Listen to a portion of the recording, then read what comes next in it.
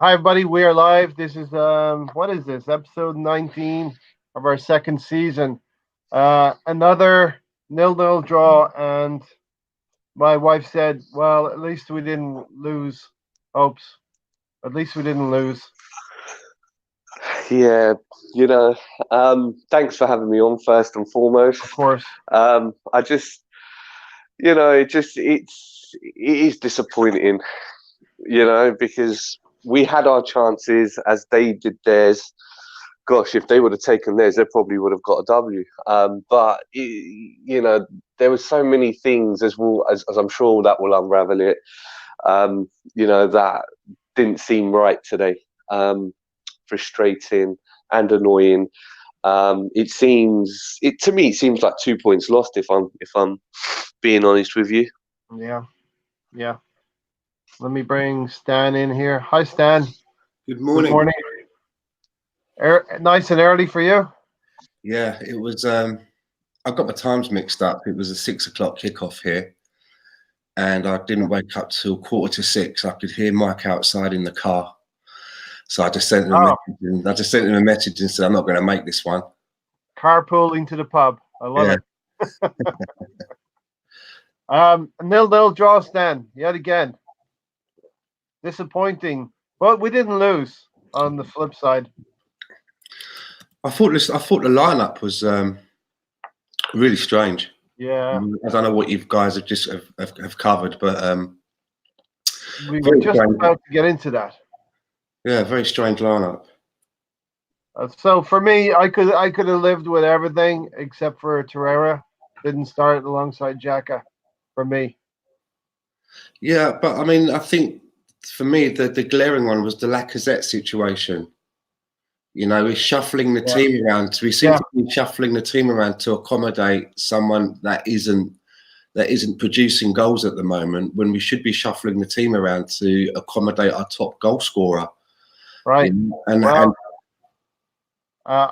Stan and I did not confer on this. This is a banner I wanted to put up, and for you, Hopes, is Arsenal lacking something when we play Laka up front? And to your point, Stan, we're moving pieces around on the table that we shouldn't be doing, just to bring Lacazette into the team. Yeah, I mean, our top goal scorer playing out of his favoured position to accommodate a guy that, I mean, over the last couple of weeks, when people have been talking about Lacazette, it's almost like they've been describing Emil Heskey. All I'm hearing is how hard he works for the team and all the stuff that he does for the team. But at the end of the day, he's not scoring goals. And, to have a situation where, in the last few minutes, we're taking off Lacazette and bringing on Nketiah, for me, that was just all wrong. We should have started with Aubameyang playing centrally, with Lacazette on the bench, and Lacazette should have been coming on for those final few minutes to see if maybe he could get on the end of something and maybe nick a goal to try and get his confidence up. Yeah, and something we need to talk about really as well is Arteta's in-game management. I know he's new to all of this. This is his 9th game in charge of a team, but sometimes he makes the wrong choices for me within the game. Yeah, I thought Hope was going to come in there. I'm happy to. Before you do, sorry. He's never shy. Do that. Yeah, I'm learning from you guys across the pond. Hey Stan, you know what? Before if we're going to talk about accommodating players and stuff, right? I'll put it to you. Why is Ozil on the pitch? I know you're not his biggest fan, but there is a lot of that going on. With Laka, but then it's not just with Laka, with Ozil. Like Guendouzi, why did he come on? He had one bloody good game. And I knew, on our preview, I said, it's going to be like the men against the boys. And, that's how it kind of was for me. And then going on to what Ray's going to unravel about tactical management and you know, Arteta's like lineup and stuff. That's going to be interesting. I just wanted to put that out there. Well, okay, Hopes. Let's get into it. Are we lacking something when we do play on Alex Lacazette up front? Obviously, Aubameyang has shown that he can adapt from the left-hand side, but was Martinelli effective today? Well, it's two different questions. I mean, at the moment, yeah, you could argue we are lacking something when we play Laka up top by himself, because he's, you know, in the first minute he missed a glorious chance, and you know, within the first 10 minutes, you know, he missed two or three good chances, but then Aubameyang wasn't playing that great either. Yeah, we what we miss is Lacazette's scoring prowess, you know. However, you know, I cannot take away from him. You know, I was just shouting, take Ozil off, just play Laka as the number 10, because he has got that work rate ability, and it goes back to what Stan was saying. You know, are we like a Emil Heskey team? You know, kind of, oh yeah, so they work hard, so put them in. And the second part of your question was the tactics today, or the lineup. To me, Martinelli was doing wonders on the left. Why are you swapping him and putting him on the right? Okay, I get it. You want to have a go. You want to see how he goes. But that whole Martinelli and Saka partnership was forming. All right, you still want to mix it up. But then when it's not working, start changing it. And I didn't see any of that. It was just a shit day at the office, you know, frustrating, and you know, it's just a matter of time until how many more draws we're going to take. Okay, there's no shying away from the fact we're not going to win the Premier League, you know, but we're not going to get top four. You know, but at the same time, you know, let's not go out and commit suicide. And I think it's kind of like you know what, in my opinion, about when Eddie came on, I thought Mikel just hit the fuck it button. Sorry, forgive my French, but I think I just thought he hit the fuck it button, because it was like, you guys went out there, I put my faith in you, and you mugged me off. So now you guys are sitting on the bench. You guys ain't even playing. I'm taking you off. He had internationals on the bench. He had a £72 million player on the bench, and he's bringing on Joe Willock, like. And he can see, like, Guendouzi's not really doing much anyway. Like, why not try Ceballos? Why not bring Pepe?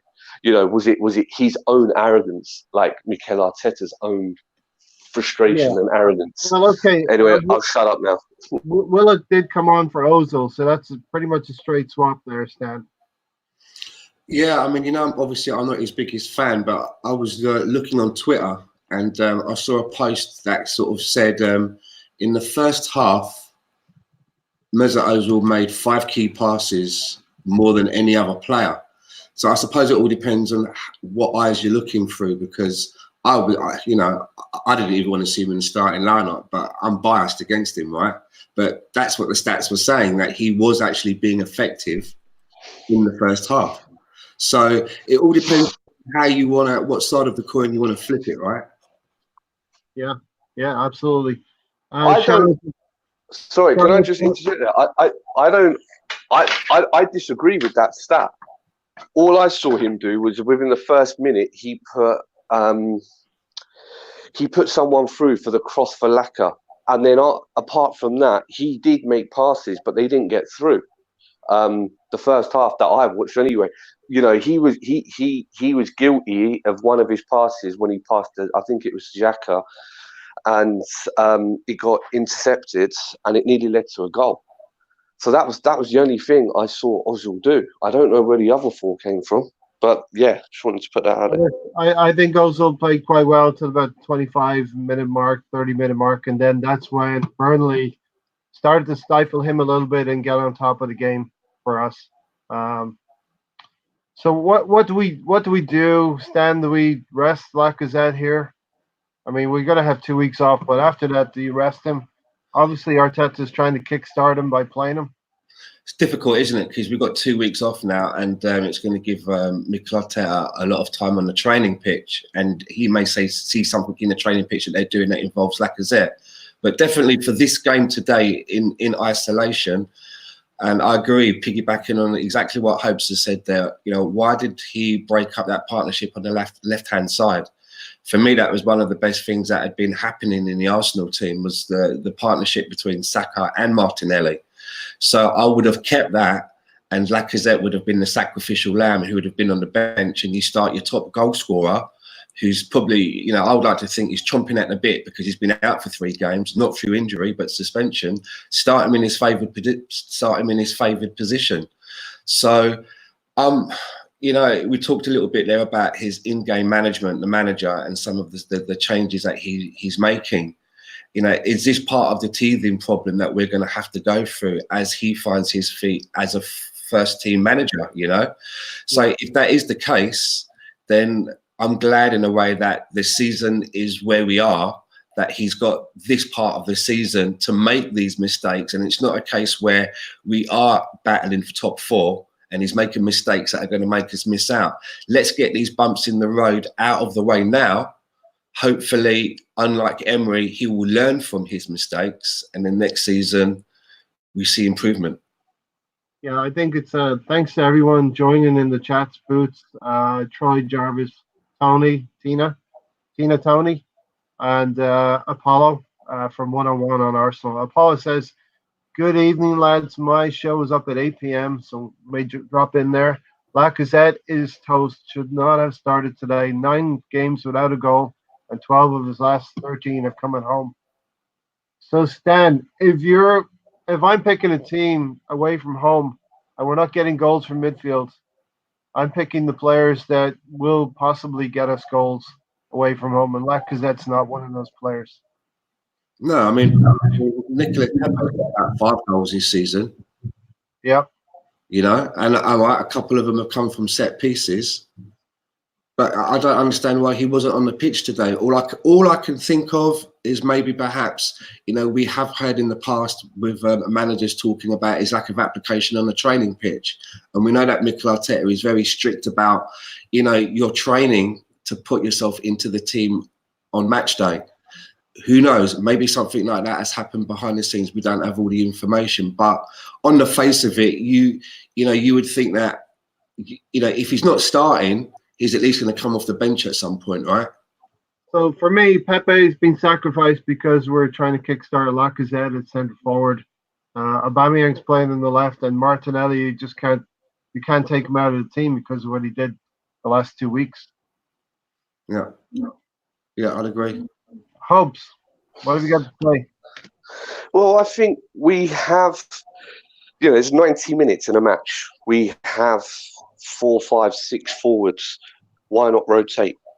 There's that option. Okay, you know, Lacazette, low on confidence, you know, I'm going to give you 20, 25 minutes. If it doesn't work, I'm going to start switching it around. We you know, if we're looking at Lacazette on this show, we've got to look at Ozil as well, because the team's carrying Ozil as well, not just Lacazette, right? And they've carried Ozil for like seasons, like eons. You know, right. they just carried their own season. So we're not panicking about Lacazette.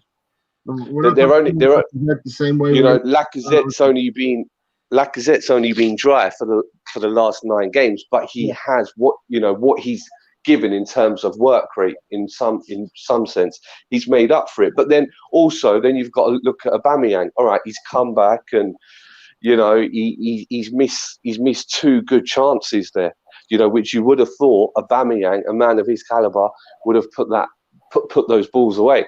But it's going to be interesting to see how this is translated, this draw, because of the equivocal lineup. You know, like I said, there is no reason why we couldn't have changed it. Why, you know, even if Lacazette didn't start and he started Martinelli on the right, say, okay, look, it's not working. I'm going to have to switch stuff out. I'm going to have to start switching things around.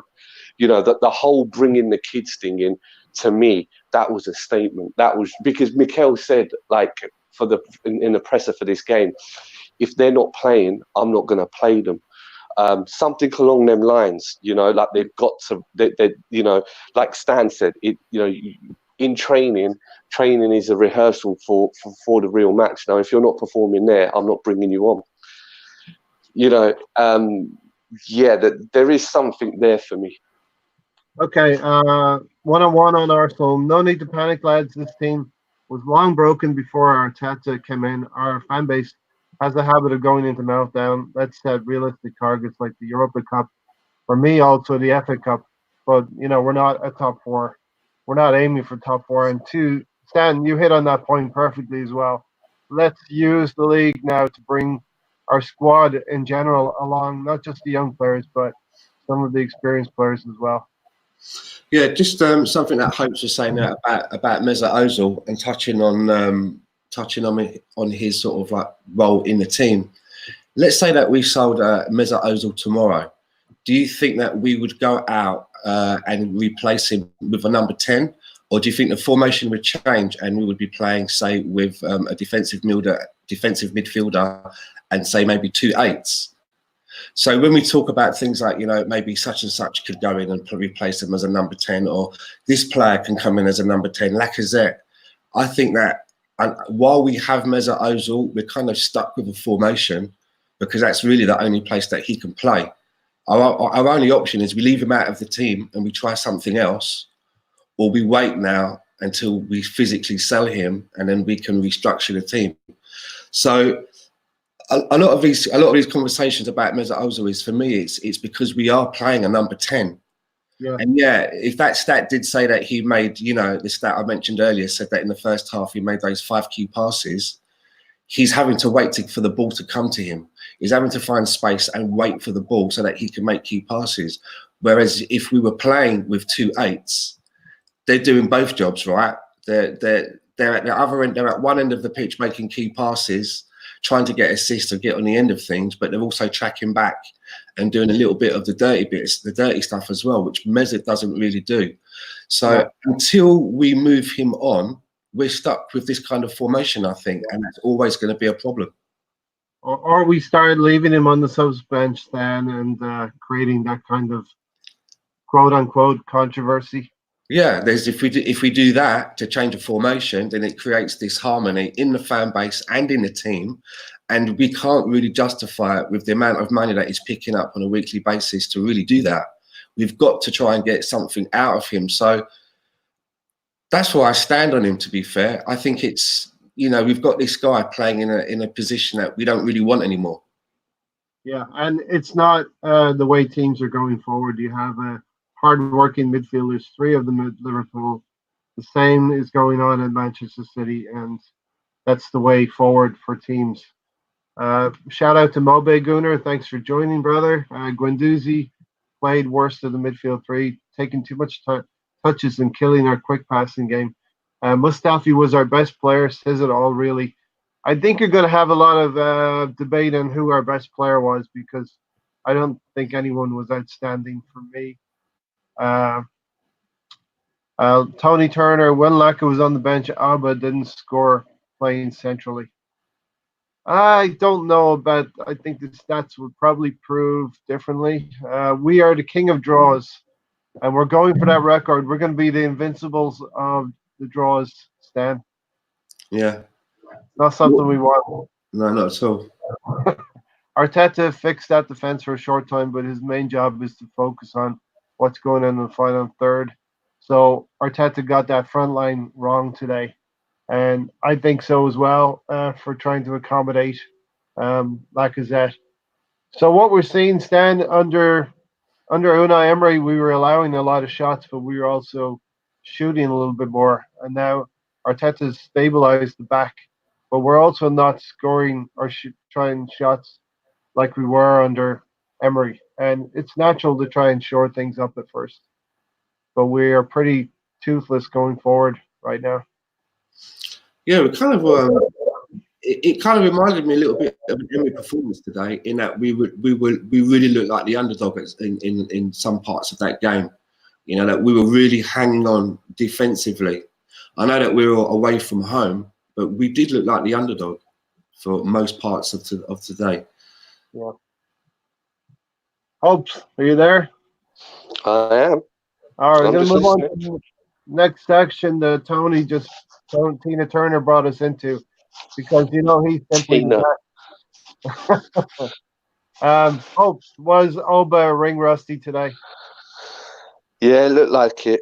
It looked like it. He had a couple of great chances, and even when he was through on one of them, and he didn't think he was through, he was just a bit all over the place. And him and Laka were doing that whole link up play again, and I saw Martinelli through once or twice in the second half, and Laka didn't pass to him, and he was more looking for Aubameyang. So I get it, there's changes and stuff, but yeah, Aubameyang did look uh, a bit rusty. But now it's 16 days or however many days off, and they're off to Dubai, Well, and you maybe know. maybe we're seeing the effects of the 3 game suspension. In my notes, Stan, 14th minute, Aubameyang breaks the offside trap, diagonal run, a super pass from David Luiz, where he screws the ball wide left. That was a clear chance. Well, Aubameyang's chance back the 13th minute, yeah. 13th, yeah. You usually put your house on him tucking that one away.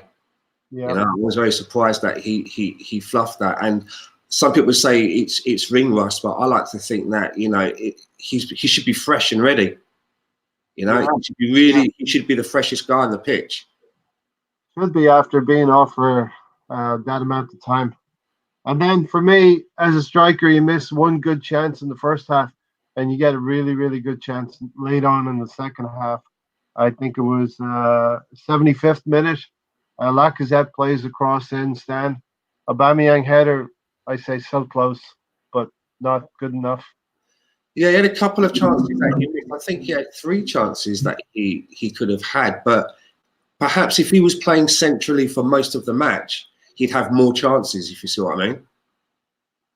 He'd have more chances and maybe be able to put one of those away. And I do think that we are suffering with him playing out on the left. Okay, he's not complaining about it, but I do think that we're missing out on his finishing. Yeah, Hopes, where do you come in on that?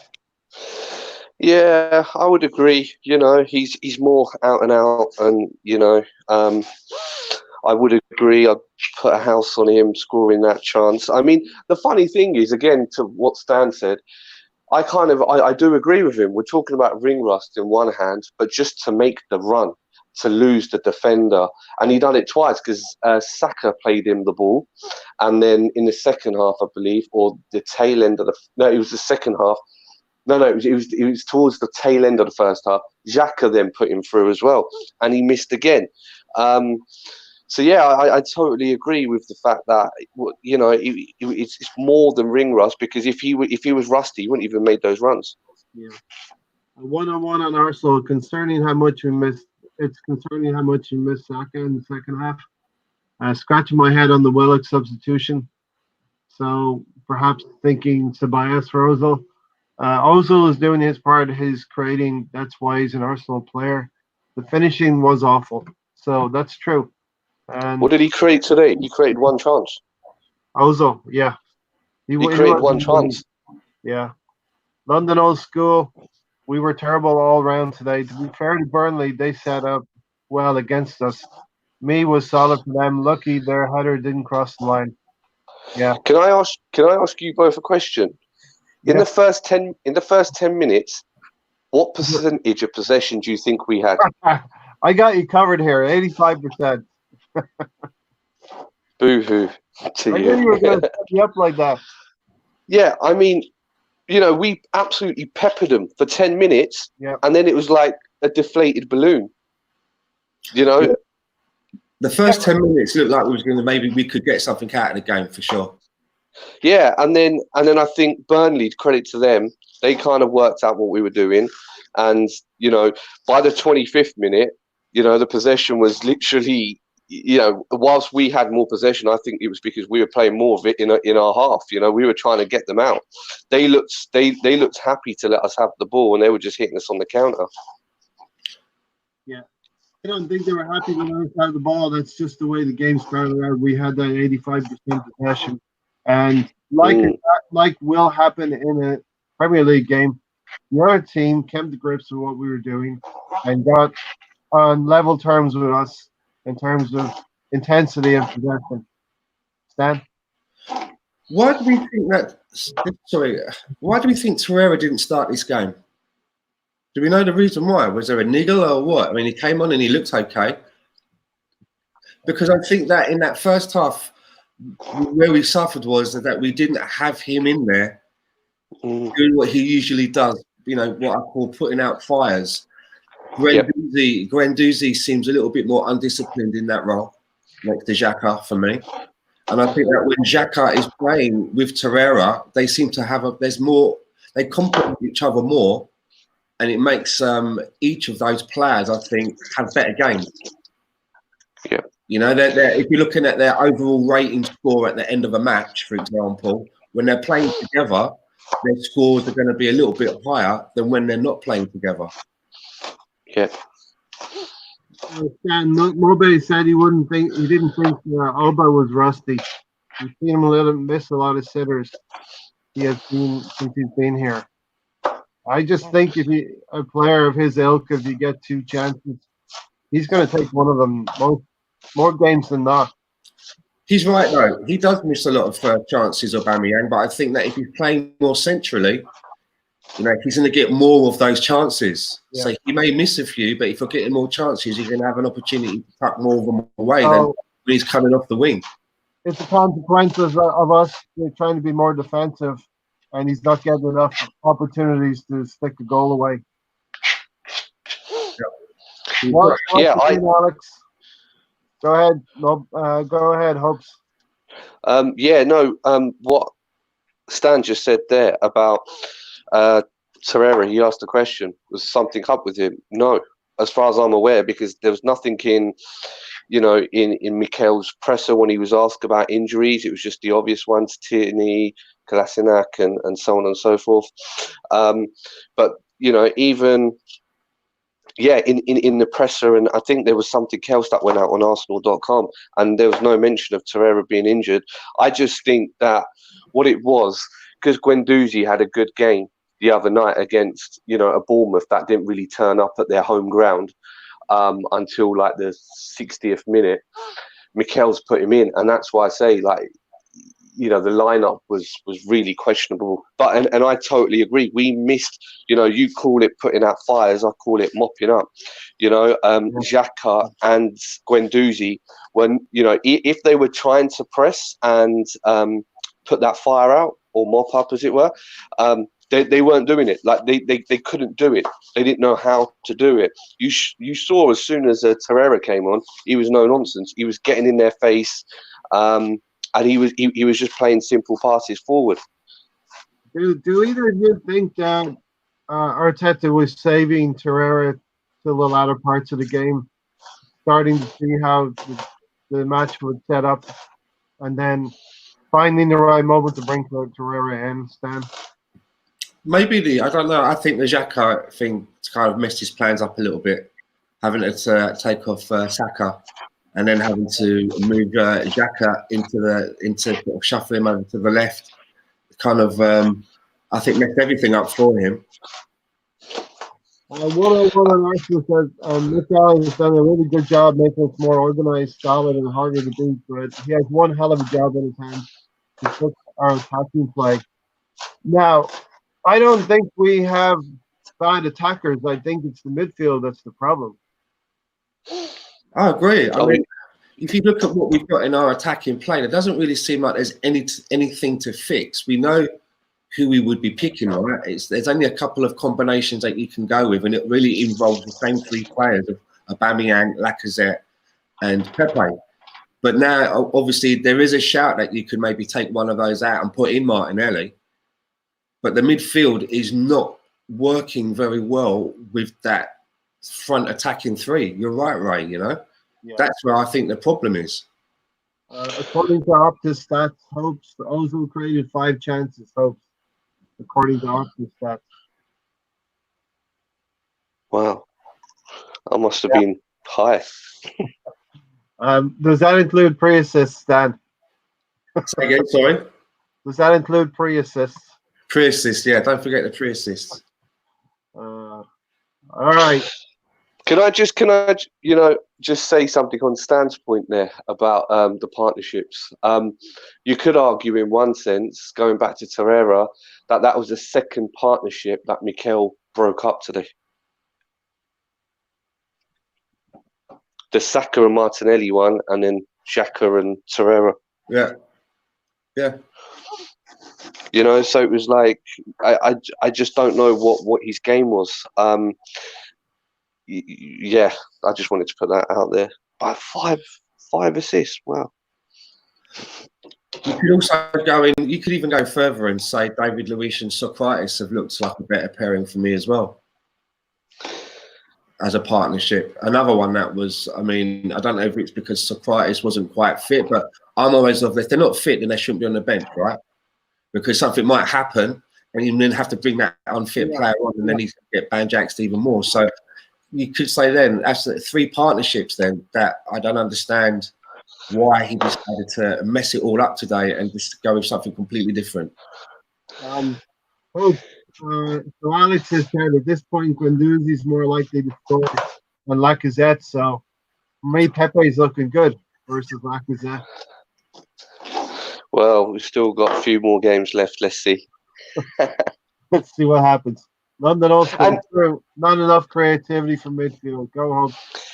And well, you just talked about being on the bench. When Eddie was about to come on and he wasn't even ready. He didn't even look into it. I know it was only 5 minutes he was given, but Socrates was like taking his jogging bottoms off. It's like, come on, get with it. Like, you need to get on the pitch. Yeah. And that happened under Unai Emery with was it Ainsley Maitland-Niles or another player who wasn't ready to come on? I don't know. It just seemed like a weird day today. All right. Let's get into this section.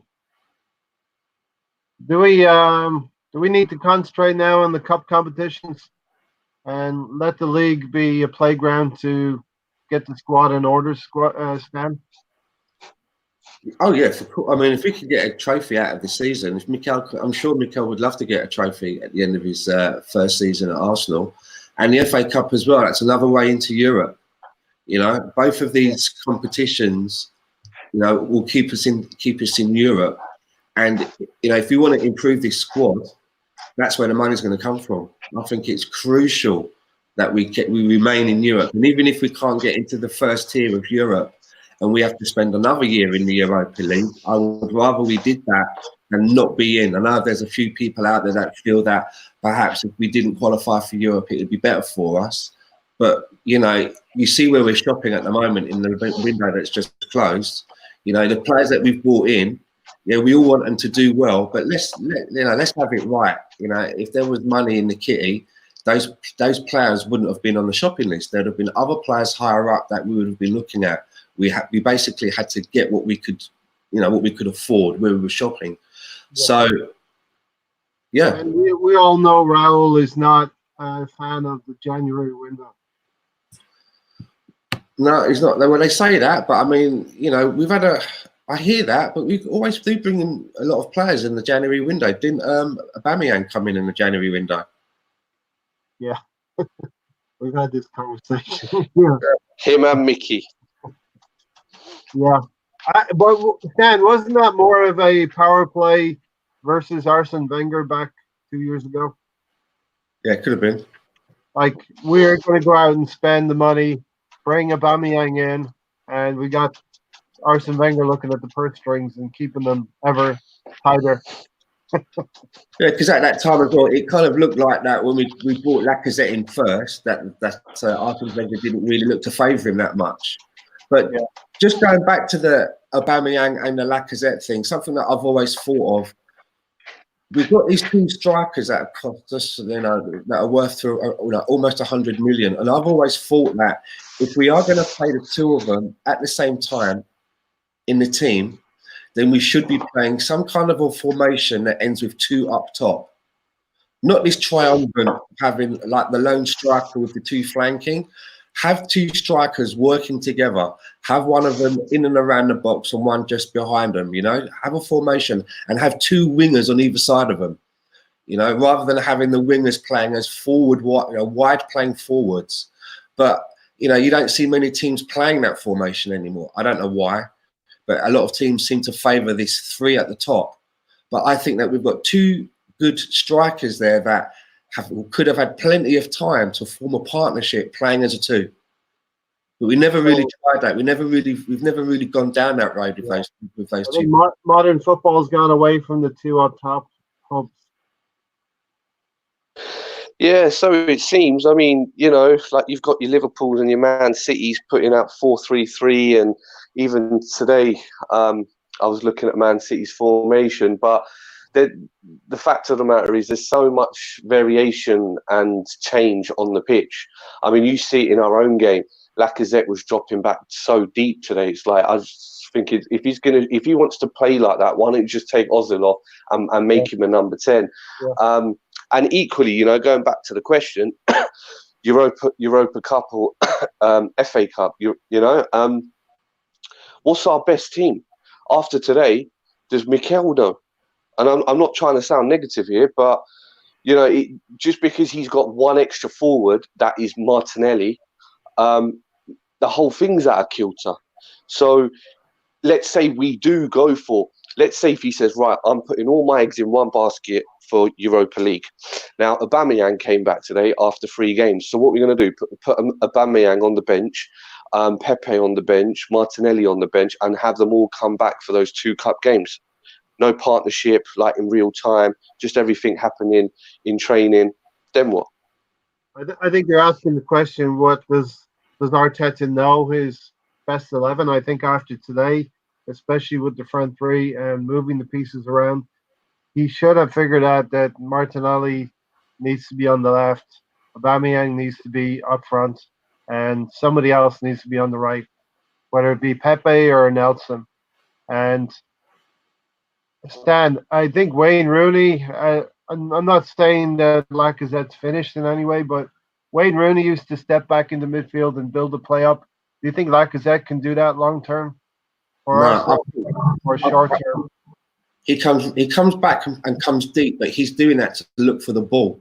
And I think that a lot of people say, oh, he's very good at holding up the ball. But for me, sometimes when he comes so deep, he looks like he's congesting that area. He's kind of getting in Ozil's way. And by playing the suggestions of playing Lacazette as a number 10, the number 10, one of their main roles, they've got to have inch perfect passing.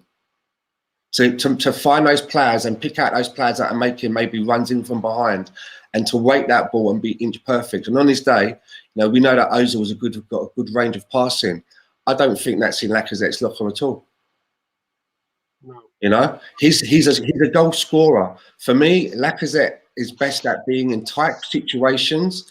We've seen it so many times, and sometimes with his back to goal, a couple of defenders around him, and he's always able to sometimes wriggle out and get a shot off at a cute angle, and he gets it in. But he hasn't got any confidence at the moment, and that's not going to work for him. He had a number of chances today, Stan, in that situation, wriggling, and it was just a second late because the defender was there, always getting in there to cut it out. All right, Tony Turner hopes Ozil's chances are likely counting the corner, the set pieces that he created. Yeah, probably. So that would be true. And stats are something that can give you an argument, but there's stats can sometimes be misleading as well. Yeah. Can I just pick up on your point there, Ray, about Wayne Rooney dropping back? I think Wayne Rooney did it because he didn't have the pace. That Lacazette has. So as you saw today, Lacazette was dropping back, but then he was running like he was trying to get back. But 9 out of 10, he wasn't getting in their 6-yard box. And also Lacazette has pace. Definitely. Well, he's got more pace than Rooney. That's why that's why I believe he's trying to do it. And what Stan was saying about, he's trying to start something. And also Rooney, he had a killer pass on him. He could pick people out, whereas Laka doesn't have that pass on him. In this just before he came off in the 75th or something like that, Laka had one of them chances where, you know, like he's got his back towards the goal and then he quickly shimmies and he scores. And yeah, like you said, Ray, they just cancelled it out. You know, a couple of times they did that to him today. And I just thought, wow, that was a goal, you know, but it just wasn't meant to be.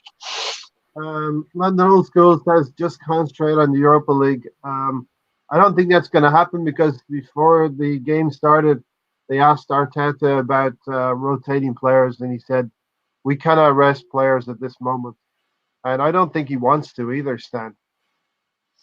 Well, you've still got to find out who his best 11 is as well. Yeah. You know, as I said earlier, we kind of he's got a little bit of a respite by the way that the season's going at, and that's how far we are down the league. He's got to concentrate on those cups for me. He's got to concentrate on those cups, and he's got to play his best 11 now in those cups. Yeah, absolutely. And let's start. If you're going to play Aubameyang not as a central striker, you can play him on the left.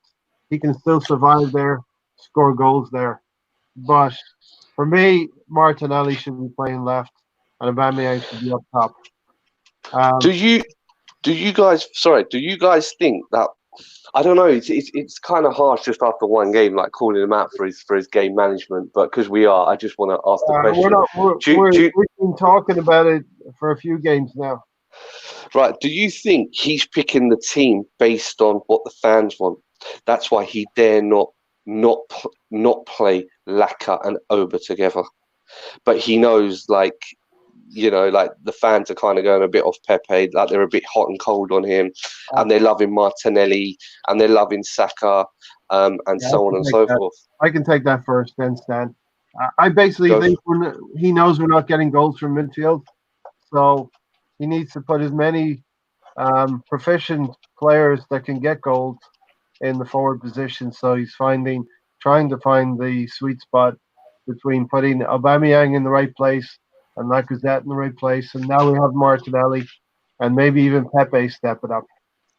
Right, but sorry, just before Stan comes in, right? But to play devil's advocate on that, if he's trying to do that, then why? Surely you'd have a plan B. That okay, if this does not work, like the whole Martinelli Saka thing, you know, play Martinelli on the right. If it does not work, I need to revert after 20, 30 minutes. Just putting that out there before Stan comes in. Well, you said, you know, do I think that he's picking a team, you know, for the fans? And I bloody well hope not, because if that is the case, I'll pick the team and I'll take a fraction of the 5 million that they're paying Mikel Arteta.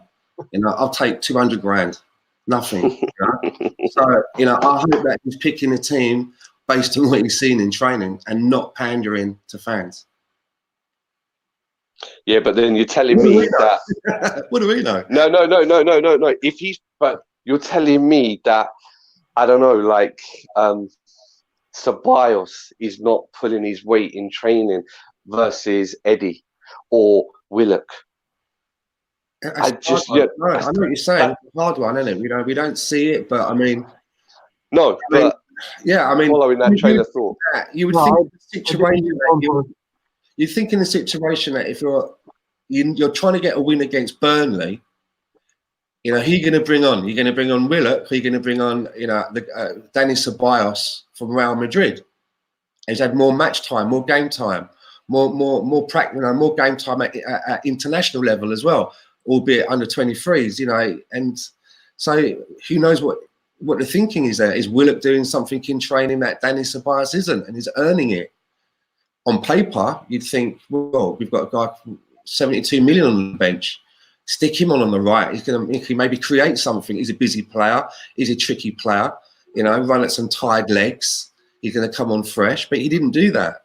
Is it because he knows something that we don't?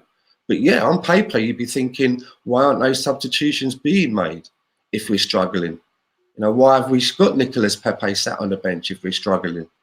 Yeah. Well, it clearly wasn't working in the second half, and you could see that. Everyone could see that. Hopes, if our players were scoring off the back of Ozil's chances, we would be in a much better position. 2 chances at Everton from Ozil. And that's going to happen. You're going to put chances on a plate. Our strikers are not always going to take them. But yes, Ozil has improved under Arteta in the last few games. I'm seeing a drop off a little bit from Ozil myself. We've had that little bump. It's a difficult Well, one, right? Because the stat says that he's got the same amount of assists this season as the Liverpool keeper. And we can all have a little chuckle at that, and I usually do when I'm having a quiet sherry on my own in the evening. Shout But out to Alisson, the but DK in Liverpool. but on the flip side of that, 101 is exactly right. The thing is with assists, it's not the end product, right? You can put it on a plate for someone, but now you're relying on that second person to finish the job. And if they're making a balls up of it, you can't really blame the assister, can you? He's done his part. Stats are only misleading for people who don't accept them. Pundits and scouts base all of their opinions on statisticians. Okay.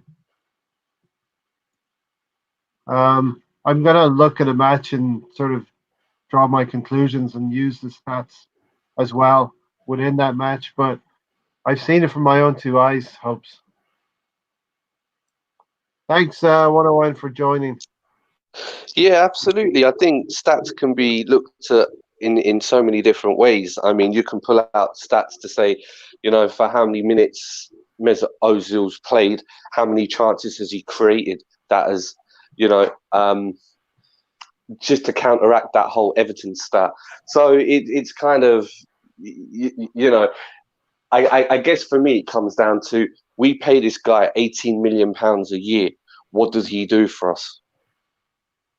Okay, he did he really create that many chances time and time and time again? No, he turns up when he wants, and then when I think his yellow card today, he was throwing his toys out the pram because he just got frustrated. That's petulant, Stan. Do you think like he wasn't having any of this and he wanted out in a way? Why would you kick the ball against the boards in a non-aggressive way? Yeah, that's something that you'd expect to see from a young Guendouzi, right? Yeah. Not a seasoned World Cup winner. Yeah. He's supposed to be setting the example. But I mean, putting the assist debate aside for one moment, his other end product is goal scoring as well. He is a creative midfielder, so he is supposed to chip in with some goals, and his goals seem to have just dried up. I remember his last goal. Cracking point. Very good point, Stan. It was Crystal Palace almost a year ago. I'm not that old, Ray. Right through the feet. If you can't create for others, then fuck it, create for yourself. Do you know what I mean? Yeah, exactly. So true. Yeah, I'm not that old to remember his last goal, Ray. You remember? I said I'm not that old enough to remember. Colonel Mustard is going toe-to-toe with Ozil on this. Yeah, real talk, man. Colonel Mustard was like my man of the match today. I thought he did well, putting himself out and all the. I liked all these activities we were doing, all these theatrics and this drama and pissing the away the home team off, because we were wasting time and when Colonel Mustard, there was a point when he went from my defence into the midfield to try and head the ball, and it went over his head, and then he just styled it, and he won some sort of free. No, he didn't win the free kick, and they were on account, and he just got up and he just started running back. Even the commentator said something about it on Sky. It was so funny. Ozil was Pence today, and a few others as well. What amazes me is Burnley wanted to play a physical game, but their crowd complain about the smallest things. Sean Dyche complains about Arsenal defending corners when Burnley players were clearly pushing our players on set pieces as well. So you can't have your cake and eat it, Sean Dyche. That's always been his game, though, isn't it? That's always been Sean Dyche's game.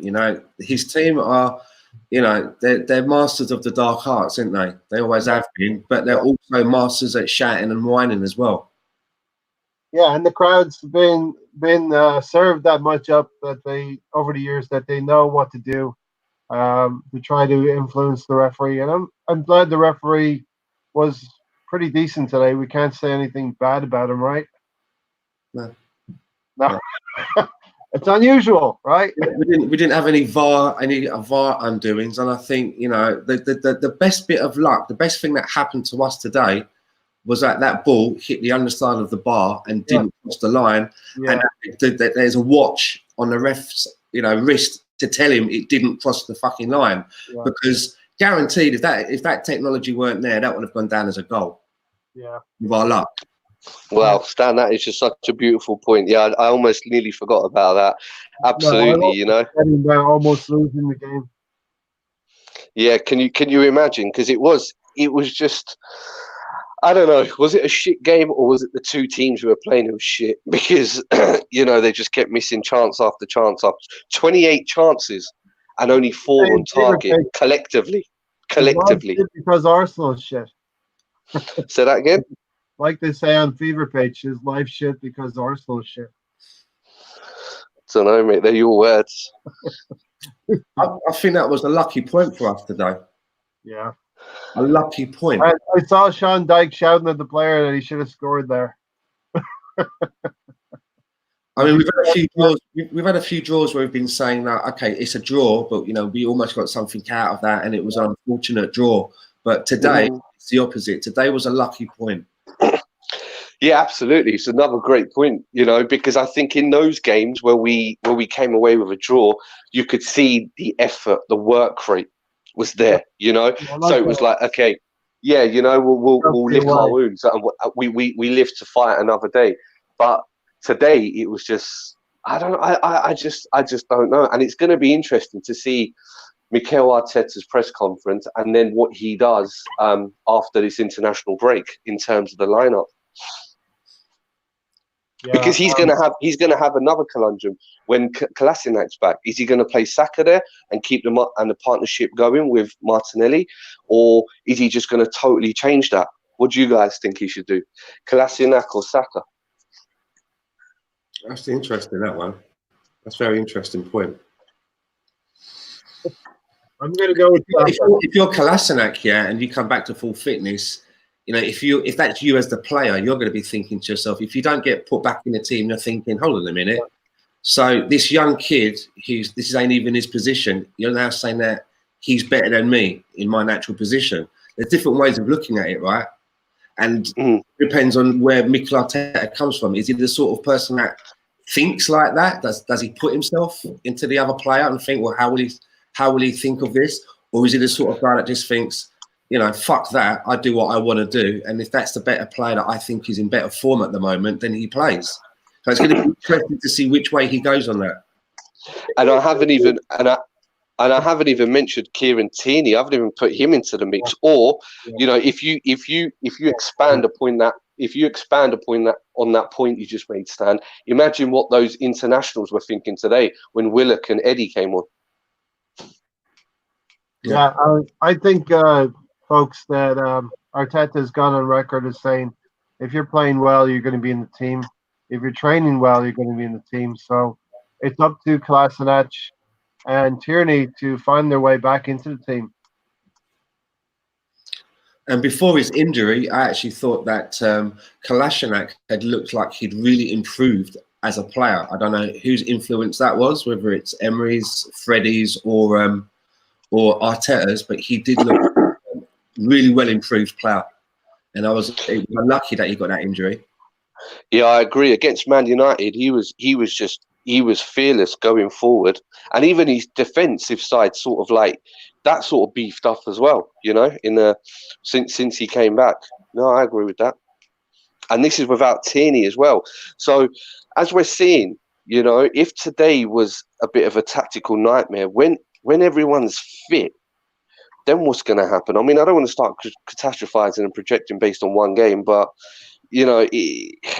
I kind of feel really disappointed and let down. It's almost like when your mates say, right, we got a surprise, we're taking you out, and like they take you out, and you're just like, what are you having a laugh, sort of thing, and you're trying to be nice about it, like you really call this a night out or something like that? Are you like, okay, when surely you're taking the piss. And it's how it feels, like Mikel Arteta's come in and he's doing all these wonderful things, and it's game to game and his press conferences, and then we just come and play 90 minutes like that. and not just it's not just playing 90 minutes like that from the team that was picked to the changes or the lack of them, the lineup, everything. It's kind of worrying. Yeah, Were we really that bad today? I'm going to say, Hubs. 13 shots, 2 on target. Numerous misses by our two We weren't forwards. hitting the target, but our general play wasn't bad. We were being able to hit them on the counter attack a little bit. Our final pass was not there.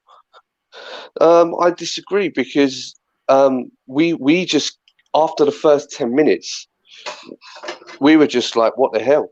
And we just we were trying, and they were then they beefed up their ideas and they were coming at us, but I thought start the second half right. He's going to really lay into them, and things are going to change. Things are going to change. But no, they just maintained being on the ascendancy. Okay, we were away from home, and at least we didn't just concede those 15 chances like we might have done under Unai Emery. At least we tried to take the game to them, but it was just lacking. It was lacking. Maybe it was what you call PTSD, Ray. I don't know.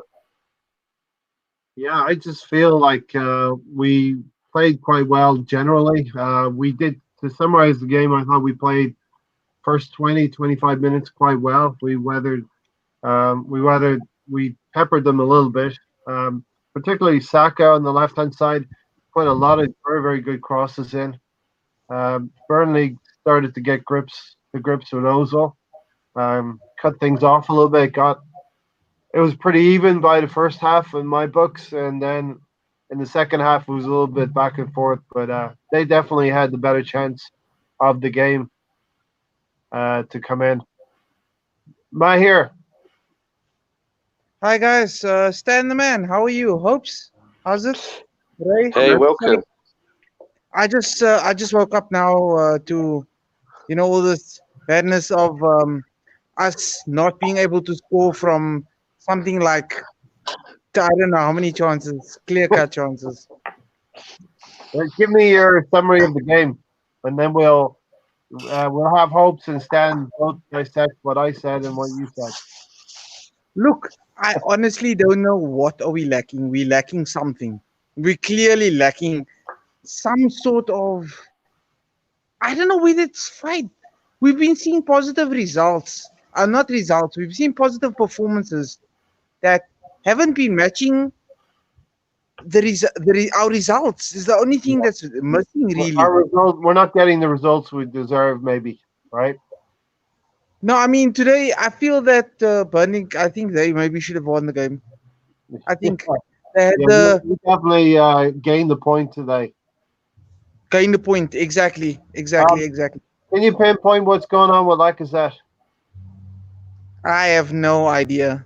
I would love to myself know what's going on with Laka because did we play other players? Did we play other players out of position to put Laka in the team? Look, I mean, Stan, as much as Guendouzi is going to be a future baller, right now he's too rash. The whole team are giving away balls, possession, left, right, and center. From what I saw. Yeah, I agree. My here. I was really surprised to see that he took Torreira's place today. I would have liked to have seen it the other way around. Start with Torreira, and if everything's going well, give Guendouzi the minutes as the young prospect. We're not in a position, we're not in points with a place in the table to be doing it the other way around. Exactly. You don't have that confidence until we it. Yeah. I'm really wordless. Mahir, Aubameyang's chances. Just go through those chances he had. Why wasn't there a clinical finish from Aubameyang when we needed him the most? He needed to have finished those chances. It would have been something like 3-0 at halftime, going into the second half, and then. If you're very clinical, yes. It's incredible at how clear cut the chances were. Like, it's not rocket science. It wasn't impossible angles or anything. It was like as clear as day. It's very difficult, Stan and Hope, to pick man of the match. Who would you go for?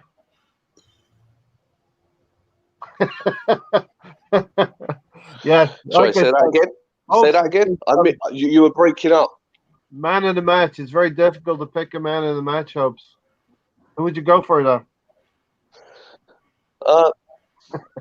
For me, we all know what Tina Turner is just said. I would go for Colonel Mustard.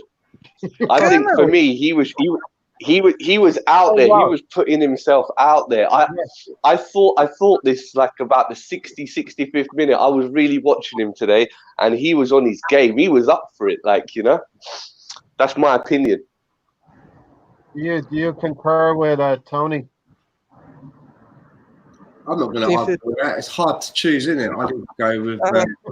I'd either go with the Colonel or Leno. It's very hard to choose. Very hard to choose. There was no standout players. For me, Bellerin struggled a little bit as well. Bern Leno, maybe. David Luiz, I thought he played okay as well. I might even give it to David Luiz, the central defensive partnership that got us a clean sheet, Stan. Yeah. There you go. Central defenders were man of the match. It was one of those games. It was one of those games, Yeah. Our strikers did not bring the bacon home, Hopes. No, unfortunately, it was just so strange. It really was. It really, really was. And like I said before, it's disappointing. I waited all week for that, as did you guys.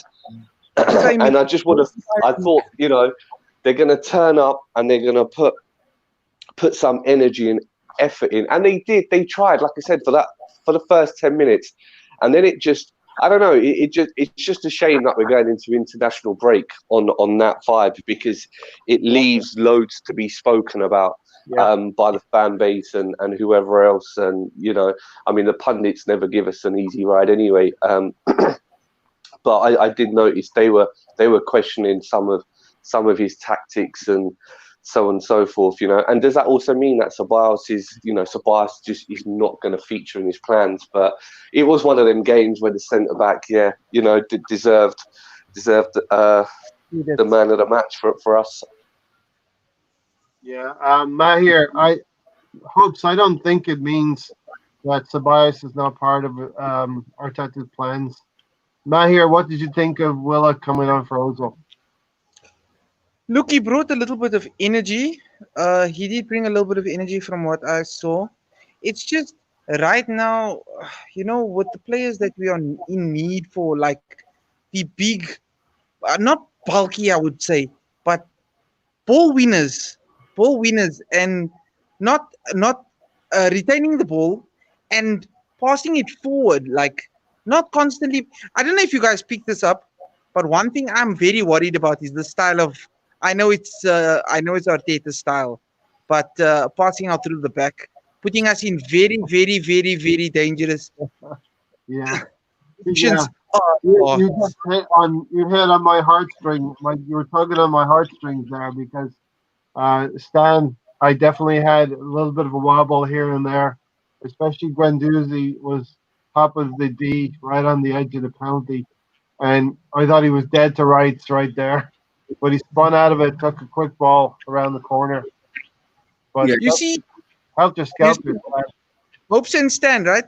And Ray, the thing with Guendouzi is, like I said, he's going to be a future baller. But right now, it's too rash.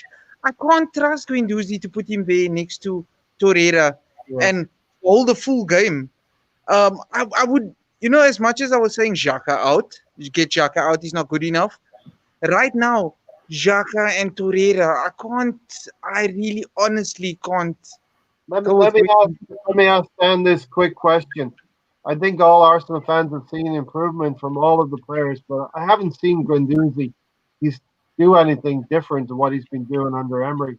Do you know what he reminds me of? When you see those clips on Twitter or YouTube where a little dog runs onto the pitch and it starts just running around all the players and barking and sort of like just running around and trying to like run after the ball, and all the players are just standing there watching it. That's what he reminds me of. Like someone just throwing him onto the pitch, and he's like, and I don't want to coat him off right because he does have some good games, but for me, he always plays games in halves, doesn't he? He never has a good full 90 minutes. He has good halves. But I was really surprised to see him starting today ahead of Torreira. That was one of the first things that jumped out at me. I was literally like, what the fuck is going on now?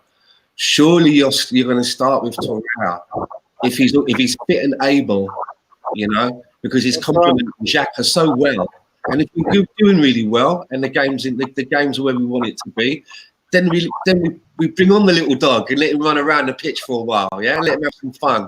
Little terrier, man. A little terrier. Exactly. With a big mane. Mahir, are we going to break this 17-draw record that Tony Turner just said? 13 matches left and we break the draws record. Absolutely. We annihilate that thing. Yes, we absolutely annihilated. I don't know if you guys know this, but Burnley have not picked up a point from us since something like 1921. Away and at our home, which we've broken a record again today. So well done to the guys. I'm saying I'm saying that very sarcastically, guys. My goodness, seriously.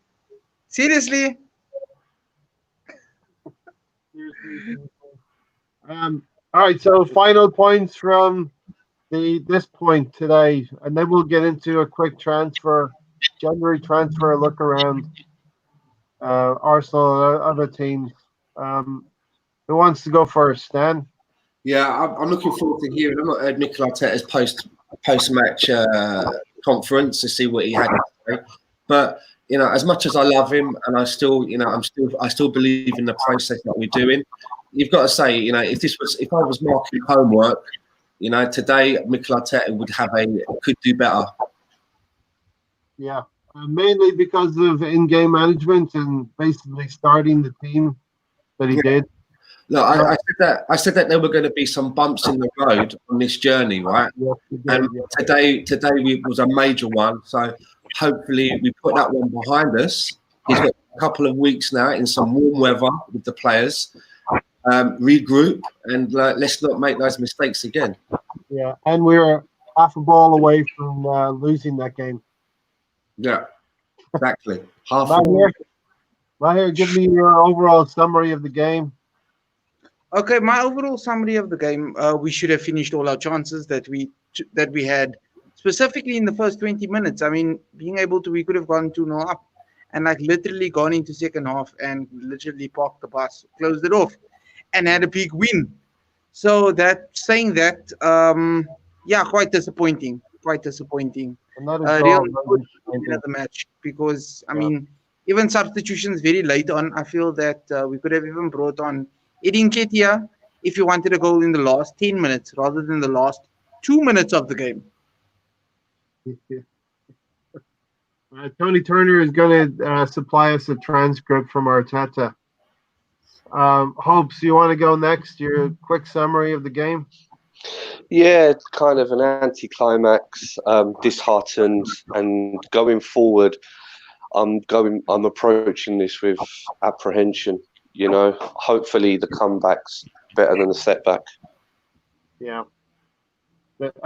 For me, I hate to talk about draws as good points and bad points. Today was a good point because we could have lost the game. We have, I think, ring rust in Aubameyang. Stan, you're correct in saying he should be fresh. He should come back. He should be able to take one of those 3 chances for us. It's mad that we're relying on him so much to score away from home. Lacazette has not done it. Probably never done it in his career at Arsenal away from home. I thought we played quite well the first 20-25 minutes, but they got the grips at Ozil. Ozil faded out of the game. Burnley, gradually, their physicality. But days in years gone by, we would have lost that game for sure, and we got a point. So we move on. It's 2 weeks now till the next game for us. There's still going to be football, but who wants to kick off the January window for us? Yeah, sure, I'll go. Yeah, hopes, yeah.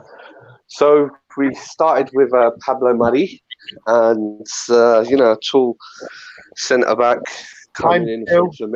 We got two Pablo Maris because he kept the London twice. Yeah, and 6'4" Brazilian league, and I believe what we're getting with Pablo Mari is his ability to play the ball from out the back and to give us some stability at the back. Unfortunately, he's not match fit because it's still pre-season, I believe, in Brazil. So he needs to catch up with our lads, especially coming in at a vital part of the season with like 13 games or so to go. I think it could be a good bit of business. It's good that he's on loan. And the second one, Cedric Suarez, right back. I think it's good that Bellerin will have someone challenge him for his position, an actual out and out right back. He may also learn from him. Winning the Euros with Portugal. Was it Euros or the World Cup? One or the other. With Portugal. He's got a great free kick on him as well, and also it frees up Ainsley Maitland-Niles. That remains to be seen. What's Mikel's plans for Ainsley Maitland-Niles? Are we, is he going to be pushed into midfield or not? Overall, kind of disappointed when I see our northern counterparts sign Bruno Fernandes for like 68 million, and here we're still, robbing Peter to pay Paul. And in one hand, there's that, and in the other hand, it's, well, actually, mate, be grateful that you've got two defenders in. Everyone was crying for defenders, and we've got two in. They're not the world-class names we need. Maybe they're there to fill a gap until they're available. And it also shows the board are trying, like it or not, whoever they would have bought in. They could have bought my granny in if they wanted to, but at least they're trying. Yeah, absolutely. So yeah, that's the way I see it, and I. Does anyone know the situation with Ainsley Maitland-Niles? Is he injured? I think so. Okay. Mahir, the January transfer window. Sorry. We've been crying out for two defenders. They may not be names right now, but I mean, we've got them on loan, so hopefully they will come right, even if they are stopgaps, with the option to buy at the end of the season. So, yeah, man, I'm quite looking forward to seeing Pablo Mari. Cedric Suarez might not be the name also, like I'm saying, but he's got a lot of Premier League experience being at Southampton. So, yeah, let's just be patient. Let's see what happens. I know guys were calling out for the big names, Koulibaly's and the Upamecano's and everything, but let's just chill up until the summer. And even though London Old School, yes, Cedric is injured, he should be match fit after the international break. Mari is going to Japan and Australia during the break with the frequent flyer miles he got from going to us. That's probably comment of the day so far. Tony, you're maintaining your excellence in the comment section. Love it.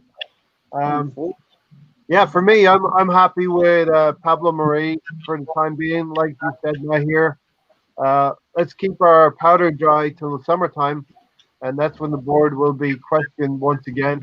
We'll probably leave it right to the waning hours and days of the August summer. We have to wait that long, unfortunately. I'm hoping that Pablo Mari, and I feel like he is a better defender than some of our defenders, so I'm really seeing him sliding in soon into the central defense. And I think also Cedric, although he's injured right now, when he comes back, he will push Hector Bellerin for the starting spot, because I thought Bellerin didn't play particularly great today. He's still probably recovering. He's had 3 games in a week now, Stan, and it's tough going. That Chelsea game probably took a lot out of him as well. But I think Suarez can push him. He's a similar type of player. I think he's got similar abilities to Hector Bellerin, and like Hope said, it can push possibly Ainsley Maitland-Niles into midfield and help us there. I mean, say what you want about our transfer window. We did a lot better than Chelsea. So, let's laugh at them. What was the name of that? What was the name of that player they signed? Sweet Fanny Adams. Yeah, we all heard about that one. But on a serious, on a serious note, right? On a serious note, we wanted defenders. We got defenders. And looking at our problems in defence, a few months ago, I was of the opinion that perhaps we needed 2 centre-backs to come in, 2 decent centre-backs to come in. But you know what? Maybe we only need 1. And I was looking at Liverpool as the example, right? Because before they brought in Virgil van Dijk, the centre-backs that they had, it didn't seem to matter. It didn't seem to be, no matter what combination they played their centre-backs in, they always had problems. But they brought in Virgil van Dijk, and you can now put any one of those defenders that are still there next to him, and you get a good game out of them. And I think that's what we need. You know, we need to bring in a central defender who has some kind of stature in the game, and perhaps that will get better games out of players like Socrates, maybe even Mustafi, maybe the Colonel, who knows? You know, Rob Holding. Rob Holding. All right. You know, someone who Saliba will be able to come in and also learn off. Maybe that's what we need to do. The trick is, I don't know how you scout that kind of a player. You know, I don't know how you scout that actual quality, how you actually, you know, quantify. Is he going to be good with no matter who you put next to him? But if we could find that player, I don't know who that player is. I don't know if Upamecano is that player even. But if we could maybe bring in that one defender, it could probably save us a lot of money down the road and maybe improve what we already have. Indeed, I think you've hit on a good point there. Bring William Saliba in, maybe pair him with Pablo Mari in the final analysis. And do you think the club's going to cheap out a little bit and not go and get Upamecano? You see, all I'm going to say is regarding the 2 players that we have brought in, I know nothing about them. I know no more than since their names were mentioned, and I've started looking at clips and reading a few articles. I know as much as anybody else. I don't really watch Southampton, so I couldn't tell you anything about Suarez. Yeah. But I'm glad that we got a couple of bodies in to try and help us improve on what we're doing this season. So, Here, it is what it is. Yeah, good point. Here, Suarez actually scored against us a couple of seasons ago, right? Yeah, that's 100% correct. It was 30-yard screamer. It was a screamer, unfortunately. Well, hopefully we can see a little bit of that. I've seen a little bit of him playing free kicks as well, so that may be part of his armory as well for us. Are you guys actually worried though? Like, he was the second choice right back, Cedric Suarez at Southampton, and that we've gone and got him on loan. Does that say anything? Knowing that, what's your guys' reactions? I mean, it tells me that the club has been cheap in January. It tells me hopefully that we're keeping our powder dry till the summertime. And for some money moves. It tells me that it's going to be just competition for Bellerin, who may maintain his right back spot through the season. I don't even know if Cedric Suarez will even probably get a game for the rest of the season, right? Yeah, sure. If Saka's not too bad, he could cover at left back. Kolasinac will be coming back soon. Bellerin's coming back into fitness now, and we've seen that Ainsley Maitland-Niles can do it. So, I mean, if it's a case, for example, that he wanted to rest Bellerin, would he put in an unknown person like Cedric into the team, or would he go with Ainsley Maitland-Niles if he's fitting well? So we may not even see Cedric play, and if that's the case, he goes back to Southampton. It's not cost us really anything other than a portion of the wages. It's been covered. Yeah, You see, that's a very good point. And you know, if today didn't happen with the tactical madness that went on, I would sort of think, no, I have full faith in Mikel, and now I'm kind of, okay, yeah, that's going to be interesting because in his last presser, Mikel Arteta said, I want 2 or 3 people for each position, and I'm thinking, mate, you had that today, and what did you do? You know, and Tini's coming back in a few weeks, like you know, in March. Okay, so hopes what we're going to have is 3 players on the left hand side and 3 players on the right that potentially Arteta could use. But he'll probably go with like Colonel Mustard. I was You know just what we gonna need? say, You know what we need? Stan asked a great question. Like who goes out and gets that kind of player, that centre back? And I thought, you know what? There's only one man for the job. I do. Our resident You guest. blocked your mic.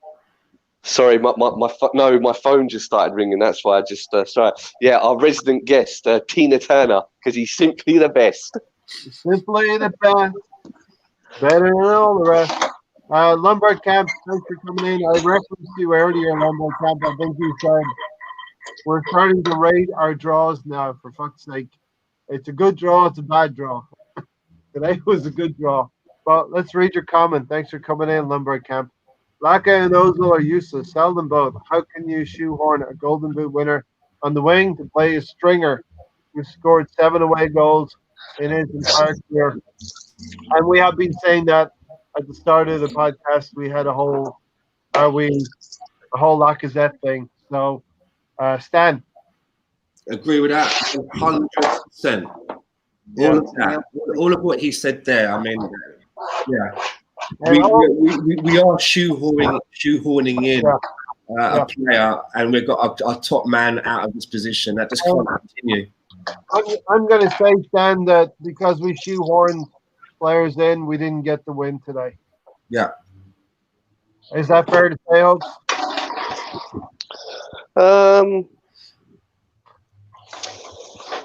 You see, it's nothing set in stone, is it?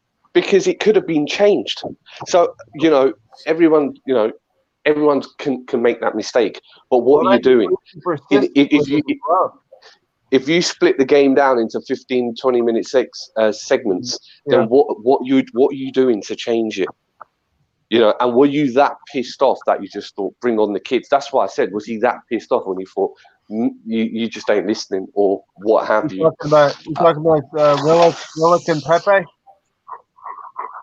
Willock and Eddie. Willock and Eddie, okay. I don't think Eddie's going to get a handful of minutes this season. No, but he still got 5 more than Pepe did today, or Ceballos. Yeah.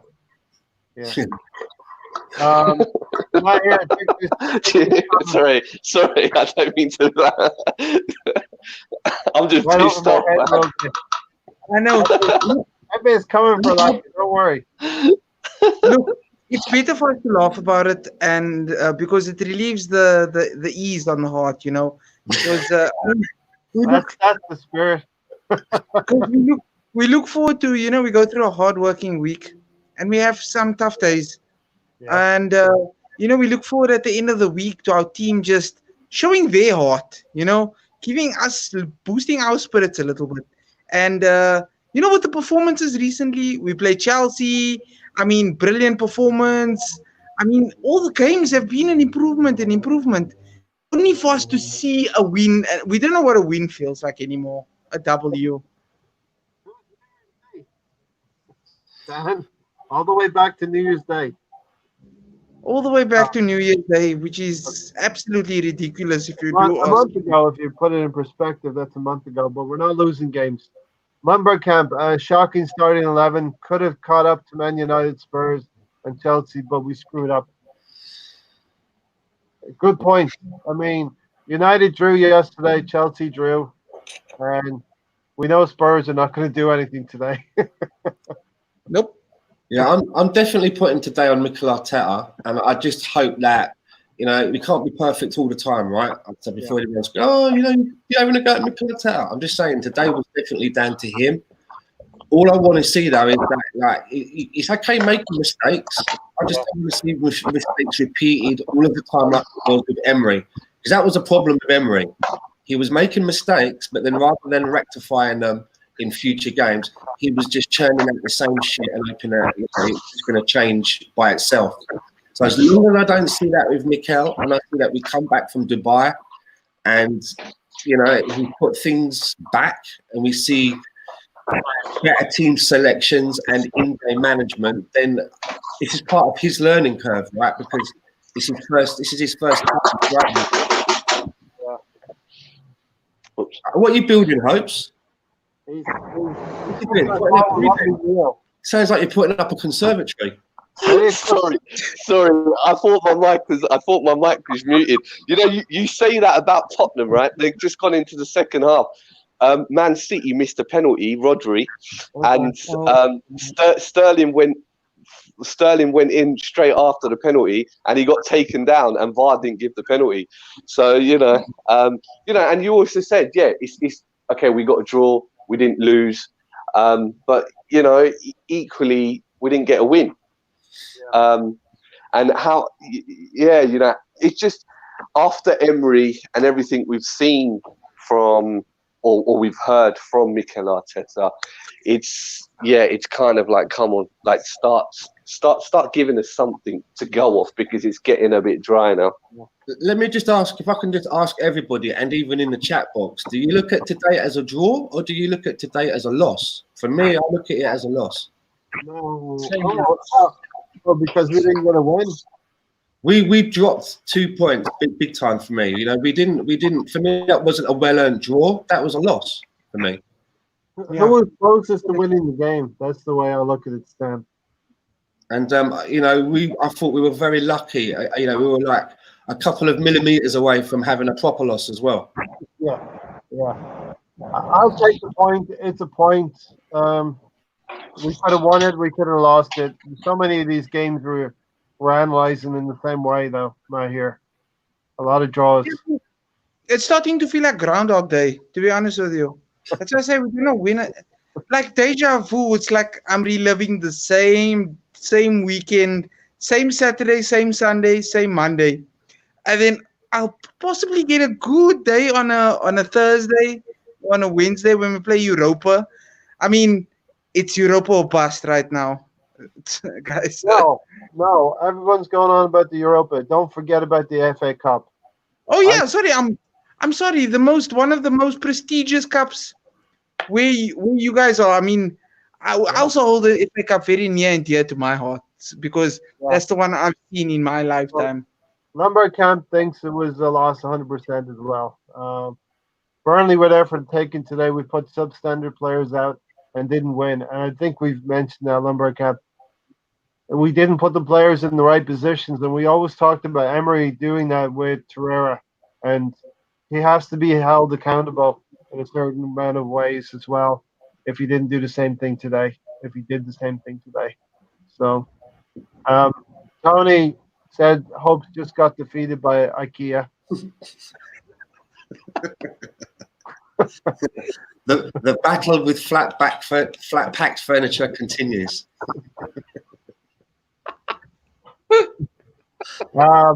Tony said, I bought a milk carton with Ceballos' face on it. Good stuff, Tony. Love it. Woo!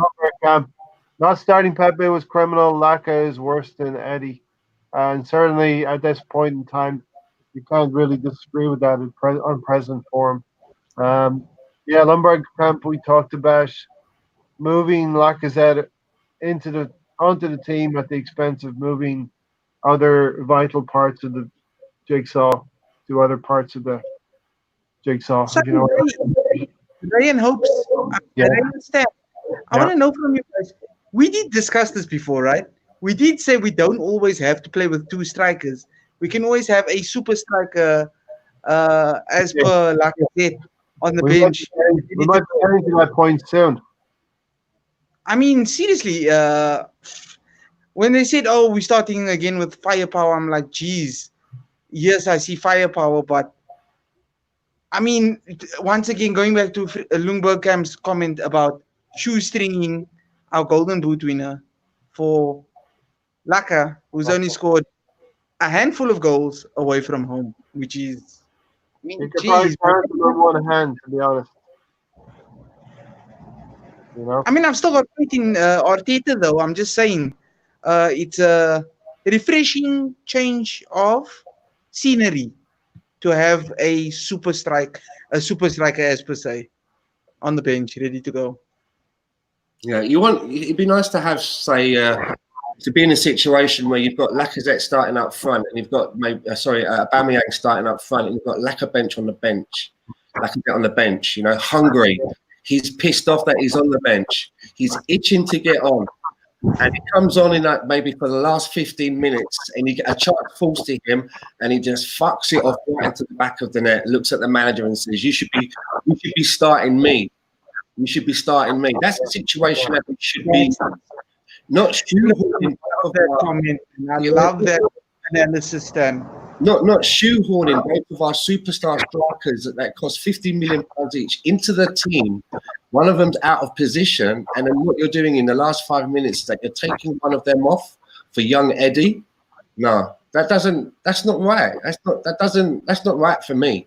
You know, Lacazette's been out of form. He should have been on the bench, and being on the bench would make him maybe hungry. You know, that he's missing out. If he sees the team performing and he's not part of it, so that when he comes on, I'm repeating myself, I know, but he comes on and he just wants to tuck one away. That's what should be going on. Yeah, and unleashes his full everything. Unleashes all that anger, all that frustration to say, listen, I shouldn't be on the bench. Why am I being benched? Or why am I being benched and not being started? Well, because of this, my friend, but earn yourself. Earn yourself. Earn your spot. That's a really good point, Dan.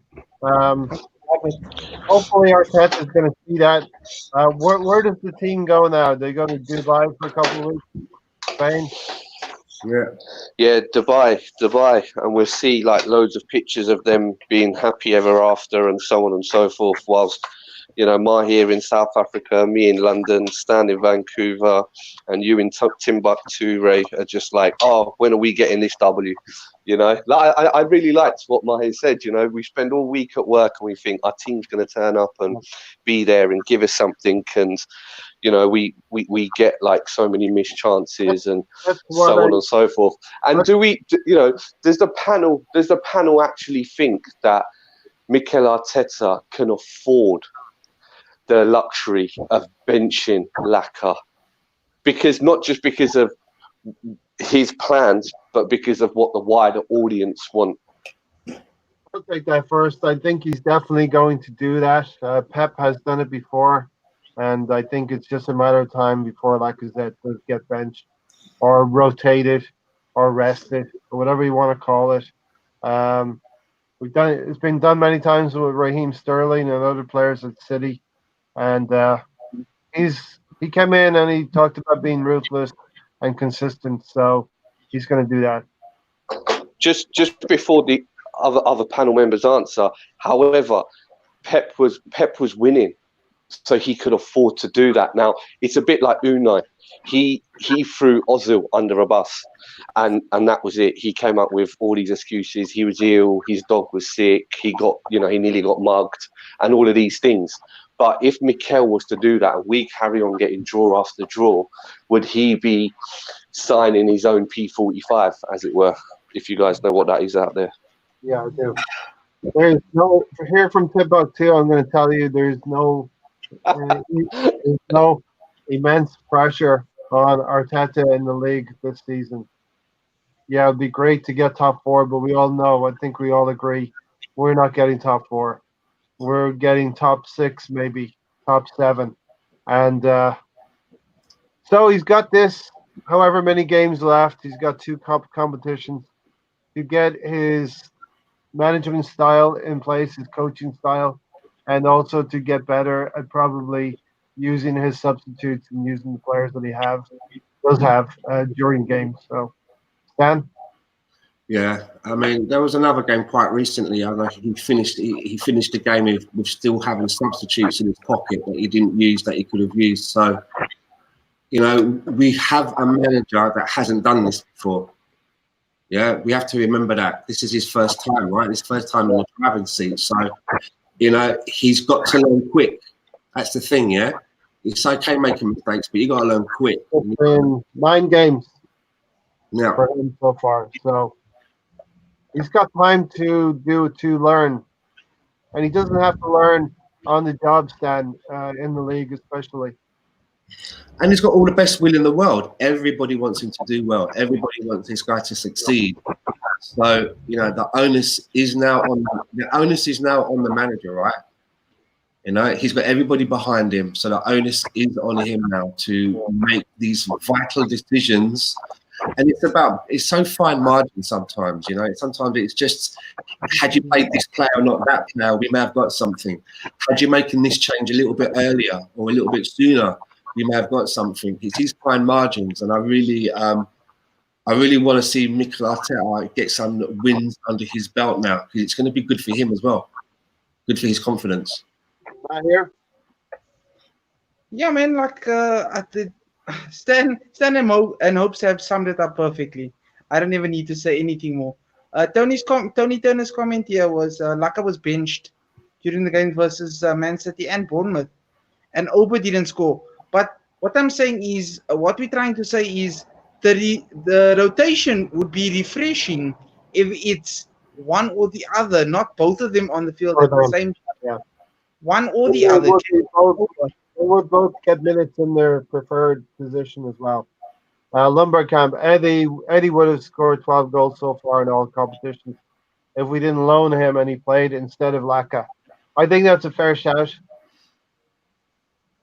It's having the manager who would have had the balls to have done that now, right? Yeah. Who would have had the balls to have taken out a £50 million striker and put in a young kid from the academy. Yeah. Because playing out of his form for Lacazette clearly isn't working. And I just remembered as well, he does have some off-the-pitch shenanigans going on as well, which probably isn't helping, right? I know that he's been in some of the red tops in the UK for some of the wrong reasons in his personal life. So you have to equate that into it as well. So maybe taking him out of the spotlight for a while and having him on the bench, like I was saying just a moment ago, and getting him in the frame of mind now where him and Aubameyang aren't just all nice and comfy in the team together, you know, that they have a bit of healthy competition between these two, rather than being too pally-pally, always in the team together. The competition, like when you see two Formula One drivers, yeah, they're both on the same team, but only one of them can be the champion. They hate each other. Exactly. It's like that heated kind of through gritted teeth competition because only one of them can be the champion at the end of the season. Yeah. Lombard Sorry, can I just butt in there for a second? Yeah. But you see, with our two front players, like they've got this bromance going on, haven't they?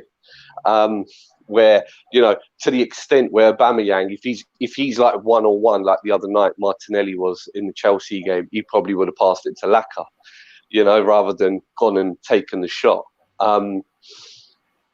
Yeah, you know, so it totally makes sense. It totally makes sense. But how that's managed is interesting. And, you know, okay, Laka hasn't scored for 9 games, right? Just spare a thought for Christian Benteke for Crystal Palace. He hasn't scored since April 2018, and he's still getting picked. Well, he's not. Could be worse. It could be worse. Mahir, I think you want to jump in. Yeah, no, guys. You guys are saying everything that I'm thinking of. So I'm completely wordless. All right, I'm going to ask you this question. Dan, real quick, you want to say something? I just wanted to say the bromance between our two strikers is nice, but I am getting a little bit fed up of all of this. I'll go and then you take the penalty. No, you take the penalty. Oh, it's all right. It's all right. Yeah. I want to see a little bit more. I want to see a little bit more snatching the ball, and I'm taking this one. You know. Lombard Camp has brought me to our final question today, and then we'll sign out of here. We need to sell all our injury-prone players and all of the attacking players with too few goals and assists. Then reinvest in productive youngsters like Ziyech and Grealish. And Grealish in particular leads me to this question I was thinking about.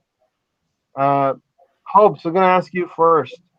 there's three teams that are in the relegation zone right now and could go down, and possibly Arsenal could raid these teams in the summertime. Out of West Ham, Watford, and Norwich, which player would you like Arsenal to target out of those three players? West Ham, Watford, Norwich. I would say Decore. I agree with you, person. That's the player I was. With there's I'm gonna throw. you know I'm gonna throw Aston Villa in there. They're one from bottom, one from. there's also one from. there's also sorry, say that again. I'll throw Aston Villa in there just to open it up a little bit.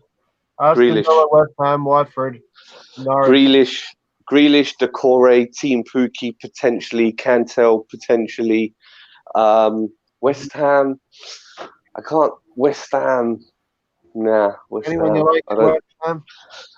Nah, no one's coming to mind. But I literally haven't. I've slept like 2 hours all of last night. So yeah, I'm doing this on like a really limited memory bank here. So we appreciate your hopes, Dan. We appreciate you as well. shit. Tottenham just scored against City. They're 1-0 up. Sorry. Oh, You know this is an Arsenal podcast. You can't be bringing that kind of news. no, we hate them that much that we even keep our eyes out on big games that feature them, so we can just. Good goal. Doesn't help. It doesn't help us feeling depressed and stuff. Their new signing, Bergwijn, is Yeah. scored. Not a bad, Perfect. not a bad goal. Just watch the replay. And Zinchenko's been sent off. All right, Felipe Anderson from Lombard Camp. From West Ham. Yeah. Mahir, who do you want? Okay. Obviously, Decore. I've been crying out. Why didn't we get Decore? Grealish, definitely. I can't think of many others. Aaron's, the right back. Max Aarons. Max Aarons is as the right back. Maybe competition for. He's nice and young. Good prospect to have. Yeah, that's literally three from me. Yeah. Stan? If I'm picking one, then I think it would be Grealish, because I think that by having him in the midfield and getting away from a number 10 position would be a different sort of a different formation in the midfield. And with someone like Grealish, we'd also see him helping out at back as well as getting forward and assisting and scoring as well, which I think we really need in the middle. All right, I want to thank Hopes for coming in and joining me today, and Mahir also, and also Stan. I'm gonna Stan, give yourself a shout out. You're Vancouver's podcast with Cannon Fodder TV. Yes, if you want to see our post-match reactions, they're on Cannon Fodder TV, and I'll be doing one a little bit later today. And it's not going to be from the pub because, as you know, I overslept and missed my lift this morning, so this will be a solo one from the house, and I'll get that over to Alex later on today. And just when, cheers, Dan. Just when the day can't get any worse, Spurs new signing scores against City. Pablo Murray, come on, score 6 goals by the end of the season. Okay, this remains for me to say thanks for watching, everyone. Arsenal will have a 2-week break, but we will be doing something next weekend. Going to invite anyone watching or in the comment section, leave a comment at the bottom of the podcast. Let me know what you would want to talk about, what you want us to talk about, Arsenal related. And we can put a podcast together with those topics. Mahir and I and Hopes and Stan will probably have some ideas also. And we can just brainstorm and we'll put together something for next week. But thanks for watching, everyone. The channel's growing. Really, really appreciate all the subs recently. Check out Sam, the Vancouver ruler. And Hopes is on Twitter all the time, so hit him up. We have a lot of banter with Predator and Tina Turner. And, of course, a shout out to my co-host here, Mahir, who is has started his own YouTube channel as well. So pick up yourself. Stan. Right here, talk about that. Yeah, guys. So basically, I decided to do pre-match analysis, but rather doing post-game analysis. And Stan and Hopes, I'd love you guys also to go check it out. All our subscribers, new and old, do love you guys and appreciate all your support. I'm currently fiddling around with my green screen, so it looks like I'm at the Emirates for each and every post-game. Stop fiddling with your green screen. And Stop fiddling with your green screen. It'll make you go blind. look, there's been a little bit of breakages in the screen, but please do forgive me. I'm just tweaking it a little bit.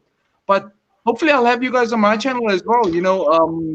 Just come on and we discuss anything. We can brainstorm, discuss, we can play ratings, basically all. But love everybody that's tuning in live and after.